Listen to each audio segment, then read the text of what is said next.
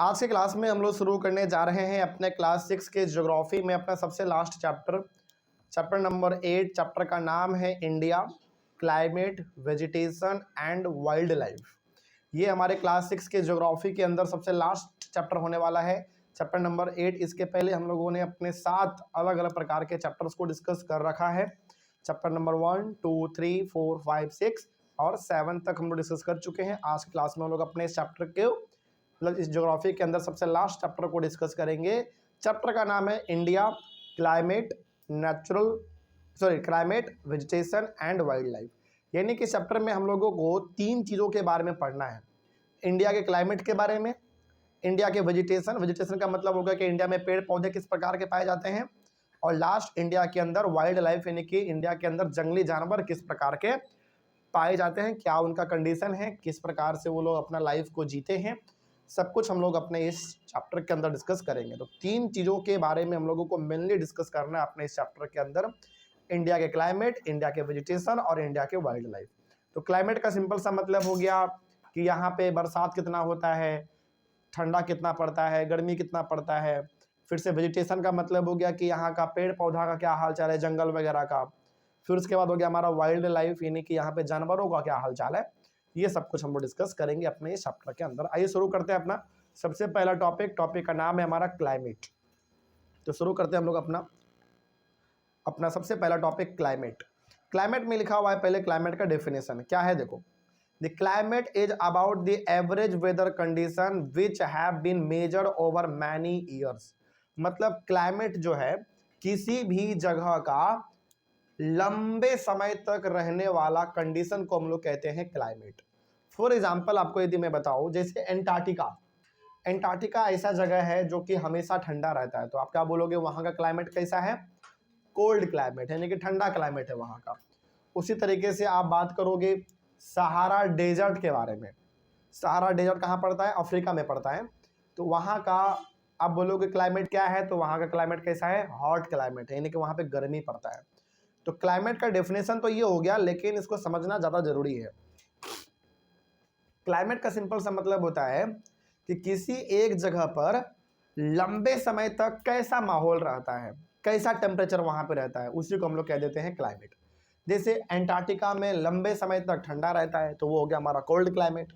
Sahara desert में लंबे समय तक गर्मी रहता है तो वो हो गया वहाँ का हॉट क्लाइमेट। समझ में आ रही है बात। तो क्लाइमेट का मतलब यही होता है कि किसी एक जगह का लंबे समय तक किस प्रकार का माहौल बना रहता है वहाँ पे, उसी को हम लोग कहते हैं क्लाइमेट। आगे the climate of a place is affected by its location, altitude, relief and distance from the sea. यानी कि किसी भी जगह का जो क्लाइमेट है वो 2-3 बातों पे डिपेंड करता है। उसके लोकेशन पे कि आखिर वो जगह कहाँ पे है, उसके एल्टीट्यूड का मतलब होता है कि वो कितना हाइट पे वो जगह है, सी लेवल से कितना ऊंचाई पे है। रिलीफ का मतलब हो गया कि वहाँ का ओवरऑल आसपास का सराउंडिंग कैसा है।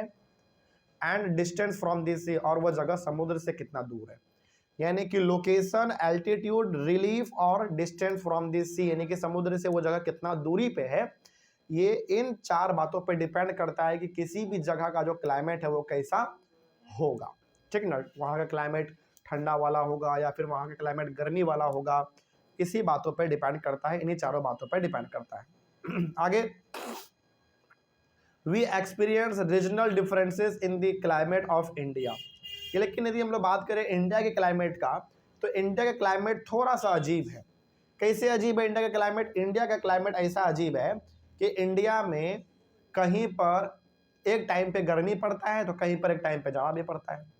यानी कि इंडिया का जो क्लाइमेट है वो ना ही बहुत ज़्यादा गर्म वाला है और इंडिया का क्लाइमेट ना ही बहुत ज़्यादा ठंडा वाला है। यहाँ का क्लाइमेट मॉडरेट कहलाता है। मॉडरेट का मतलब हो गया कि यहाँ पे कुछ समय ठंडा भी रहता है, कुछ समय पे गर्मी भी रहता है।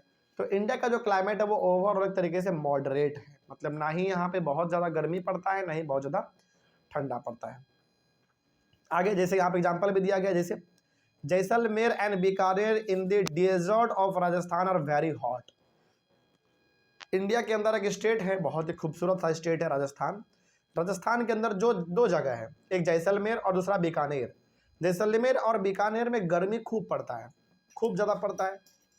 उसी प्रकार से Dras and Kargil in Jammu Kashmir are very cold. वही हमारे इंडिया में एक और स्टेट है जिसका नाम है जम्मू एंड कश्मीर।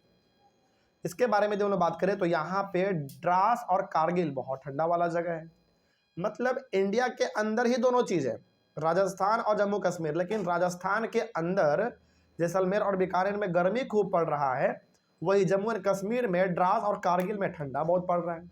जबकि दोनों जगह है कहाँ पे, हमारे इंडिया ही के अंदर है, लेकिन किसी जगह पे गर्मी बहुत पड़ रहा है तो किसी जगह पर ठंडा बहुत पड़ जा रहा है। तो इसीलिए हमने कहा कि इंडिया का क्लाइमेट बिल्कुल अजीब है। यहाँ पे किसी एक जगह पर गर्मी पड़ता हुआ दिखेगा आपको, किसी एक जगह पर ठंडा आपको दिख जाएगा। तो यहाँ का क्लाइमेट बहुत अजीब है। आगे, coastal places like Mumbai and Kolkata. Coastal places का मतलब हो गया वो जगह या फिर वो स्टेट जो कि समुद्र के बगल में पड़ता है। तो मुंबई हो गया हमारा, कोलकाता हो गया, तो ये सारे जो जगह हैं, जो शहर है, ये समुद्र के बगल में पड़ता है, इसीलिए हम लोग इसको कहते हैं कोस्टल प्लेसेस। तो coastal places like Mumbai and Kolkata experience moderate climate, neither too hot nor too cold. यानी कि जो जगह समुद्र के बगल में पड़ता है, फॉर एग्जाम्पल मुंबई हो गया, कोलकाता हो गया, चूंकि ये सब जगह जो है वो समुद्र के बगल में है, तो यहाँ पे ना ही बहुत ज़्यादा गर्मी पड़ता है और ना ही बहुत ज़्यादा ठंडा पड़ता है। तो यहाँ का क्लाइमेट फिर कैसा है, यहाँ का क्लाइमेट मॉडरेट है। मॉडरेट का मतलब ये होता है ना ही बहुत ज़्यादा गर्मी पड़ना और ना ही बहुत ज़्यादा ठंडा पड़ना। तो मॉडरेट क्लाइमेट यहाँ का रहता है, मतलब ठीक ठाक रहता है। आगे उसके बाद है हमारा Mawsynram. Mawsynram in Meghalaya receive the world's highest rainfall. यानी कि ये जो जगह है हमारा वो मेघालय में पड़ता है और यहाँ पे दुनिया में सबसे ज़्यादा बारिश, हालांकि दुनिया में अलग अलग जगह पे बारिश होता है बहुत ज़्यादा, उसमें से हमारा एक मेघालय भी है। मतलब मेघालय के मौसनराम में बारिश खूब पड़ता है, बारिश बहुत ज़्यादा यहाँ पे होता है और इतना ज़्यादा होता है कि इसको वर्ल्ड में रिकॉर्ड किया गया है। मतलब पूरी दुनिया में बहुत सारे ऐसे जगह जहाँ पे बारिश बहुत ज़ोर से होते हैं, उसमें से हमारा एक मेघालय भी है जो कि इंडिया के अंदर पड़ता है। Jaisalmer in Rajasthan does not receive any rainfall in a particular year. सोच लो जरा, देखो यहाँ पे ध्यान से। मतलब मेघालय के अंदर एक जगह हमारा है मौसनराम, यहाँ पे बारिश बहुत ज़्यादा पड़ जा रहा है, इतना पड़ जा रहा है कि पूरी दुनिया में इसका चर्चा हो जाता है कि बारिश यहाँ पे बहुत ज़्यादा हो रहा है। लेकिन वही हमारे इंडिया में एक और जगह है राजस्थान के अंदर जैसलमेर, जहाँ पे लगभग सालों भर बारिश देखने को नहीं मिलता। मतलब साल में एक बार भी मुश्किल से बारिश हो गया तो हो गया, नहीं तो वो भी देखने को नहीं मिलता। हम यहाँ पे क्या बताना चाह रहे हैं आपको, ये बताना चाह रहे हैं कि जैसे हमने पहले बात किया कि राजस्थान में जैसलमेर और बीकानेर में गर्मी खूब पड़ता है। वहीं बात करें हम लोग अपने जम्मू कश्मीर में द्रास और कारगिल, तो यहाँ पे ठंडा बहुत पड़ता है, ठीक ना। उसी प्रकार से हमने बात किया यहाँ पे कि मेघालय में मौसनराम में बारिश खूब हो रहा है, वहीं हमारे दूसरी तरफ राजस्थान के अंदर जैसलमेर में बारिश लगभग सालों भर नहीं होता है। साल में एक बार हो गया तो ठीक है, नहीं तो फिर वो भी नहीं होता है। मतलब आप देख रहे हो हमारे इंडिया में कहीं पर एक टाइम पे बहुत ज़्यादा ठंडा हो रहा है तो कहीं पे एक टाइम पे बहुत ज़्यादा गर्मी भी हो रहा है, कहीं पे एक टाइम पे बारिश बहुत ज़्यादा हो रहा है तो कहीं पे एक टाइम पे बारिश बहुत ही कम भी हो रहा है। तो ये इंडिया का क्लाइमेट है। इसीलिए हम लोग कहते हैं कि इंडिया का जो क्लाइमेट है वो ना ही बहुत ज़्यादा गर्मी वाला है ना ही ठंडा वाला है, मॉडरेट है, बीच का है, ठीक ठाक है। आगे, the climate of India has broadly described as monsoon type. हमारे इंडिया का जो क्लाइमेट है, ध्यान रखना, हमारे इंडिया का क्लाइमेट ना ही हॉट क्लाइमेट है ना ही कोल्ड क्लाइमेट है। फिर सवाल है कि इंडिया का क्लाइमेट है कैसा। इंडिया का क्लाइमेट है मॉनसून टाइप। मॉनसून टाइप का मतलब हो गया कि इंडिया में ज़्यादातर टाइम आपको बारिश देखने को मिलता है। अब आपके मन में सवाल होगा कि सर हमारे बिहार में तो हर समय बारिश नहीं होता। हाँ, आपका कहना सही है, लेकिन एक एवरेज यदि देखा जाए तो इंडिया में बारिश थोड़ा ज़्यादा होता है एज कम्पेयर टू गर्मी और जाड़ा। यानी कि गर्मी और जाड़ा से ज़्यादा इंडिया में कुछ यदि दिखता है हम लोगों को तो वो क्या दिखता है, बारिश दिखता है। इसीलिए हम लोग कह देते हैं कि इंडिया का जो क्लाइमेट है वो कैसा है, मॉनसून के जैसा है। कैसा है, मॉनसून, यानी कि यहाँ पे बारिश थोड़ा ज़्यादा होता है, ठीक है। तो मॉनसून टाइप है इंडिया का क्लाइमेट। आगे, monsoon is taken from the Arabic word मौसीम। जो भैया मॉनसून देखते हैं आप, मॉनसून हम लोग इंग्लिश में बोलते हैं, लेकिन जो मॉनसून वर्ड है इसको एक अरेबिक वर्ड से लिया गया। अरेबिक वर्ड जैसे होता है ना, हमारा हिंदी वर्ड होता है, इंग्लिश वर्ड होता है, गुजराती होता है, मराठी वर्ड होता है, उसी तरीके से अरेबिक वर्ड है। तो मॉनसून जो है वो एक अरेबिक वर्ड से लिया गया है, मौसिम। मौसिम क्या हमारा एक अरेबिक वर्ड है, और इसी मौसिम से हमारा बन गया है मॉनसून, जिसका मतलब क्या होता है, मौसिम का मतलब होता है सीजन। क्या होता है? सीजन।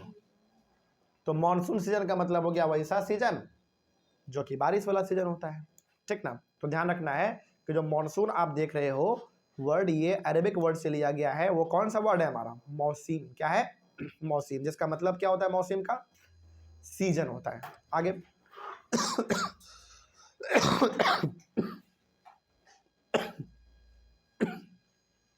सॉरी।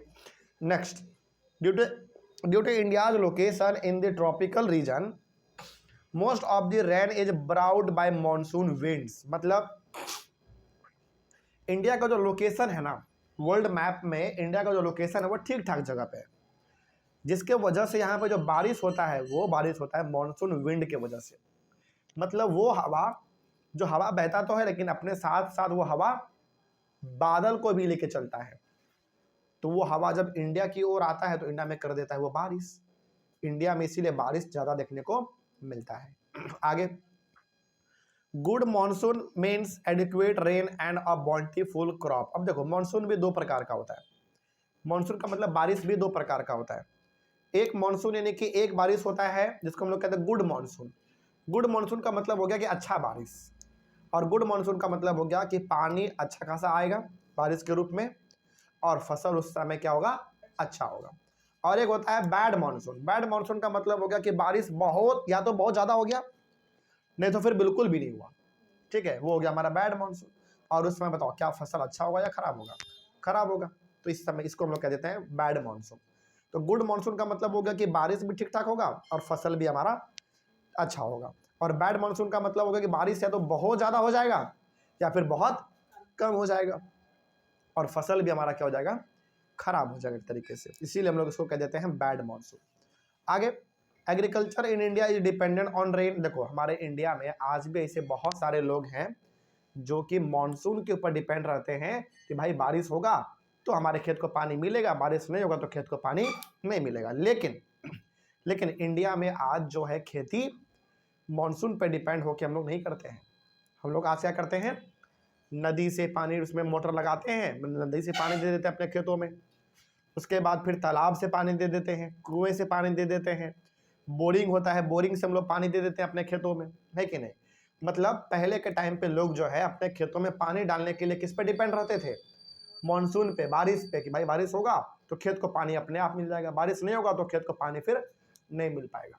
लेकिन आज के टाइम पे तो कहानी थोड़ा सा बदल गया है कि आज हम लोग मॉनसून पे डिपेंड नहीं रहते हैं। आज हम लोगों को खेतों में पानी डालना होता है तो हम लोग मोटर को स्टार्ट करते हैं, जनरेटर को, और अपने खेतों में पानी को डाल लेते हैं। तो ये हो गया हमारा पहला टॉपिक कंप्लीट, जो कि था हमारा क्लाइमेट के बारे में। समझ में आया बात? चलिए, फिर हमारा होगा वेदर। इसको हम लोग अपने अगले क्लास में करते हैं अपना। ये चीज समझ में आ गया क्लाइमेट क्या होता है? चलिए, फिर हमारा अगला टॉपिक होगा, अपने अगले इस चैप्टर में अगला टॉपिक होगा वेदर के बारे में। इसको हम लोग अपने अगले क्लास में डिस्कस करते हैं। तब तक के लिए थैंक यू वेरी मच।